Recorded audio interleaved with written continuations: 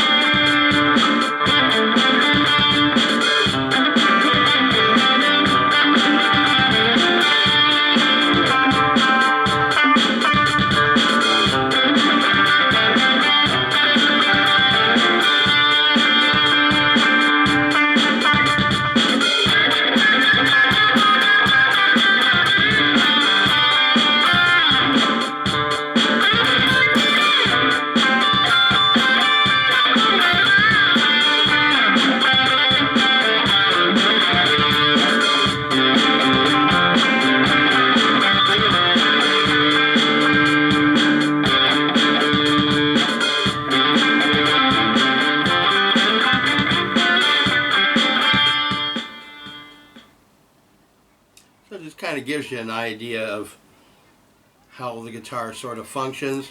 And I'm sure that you noticed, I certainly noticed, a few notes there where it's kind of clunky and it's sort of fighting me. And I don't know why. Part of it may have to do with the high gloss neck, which is certainly not my favorite. A lot of my guitars have high gloss gloss necks, and your hand kind of catches on it. But even when I'm playing, that kind of control for, you know, the pinch harmonics and like all that kind of stuff, I get a lot less of it on this guitar than on other guitars. And I'm not quite sure why it is. The action's really good on this. It's exactly where I want it. I do love the sound of that lipstick pickup. But for some reason, this just wants to be a bit of a problem. Now there's some, you know, silly things. They cut a flat chunk here to put the input jack in, which is fine, except they put a rounded jack cover on it, which is kind of just foolish. You know, this was all bent to heck when I got it. It's fine now. The B string tuner, it's brutal. It's got this huge dead spot in it where I have to sort of unwind it about 4 times before it starts to drop the pitch, and then I can tune it up properly. So it's just, it's not a horrible guitar. It's a nice looking guitar. It's got that double binding, which I'm a sucker for. You know, nice wood grain on it. You know, it's a nice looking guitar. It just wants to battle me all the time, which is sort of what I thought about the bitch. But what that guitar was doing was trying to challenge me. This guitar doesn't try to challenge me. It just tries to fight me. And on that, the Mayonnaise copy, it has a satin neck, which is a little faster. And then my favorite neck would probably have to be the Ibanez Gem 7V, which is a completely unfinished neck. So when I got it, there were a couple of rough spots. I just took some fine sandpaper and just smoothed it out. And that thing plays so fast. It's just so comfortable. It's got the nice thin neck, which I like. I don't like a big chunky neck. You know, I don't like the D-shaped neck or anything. I like a small C.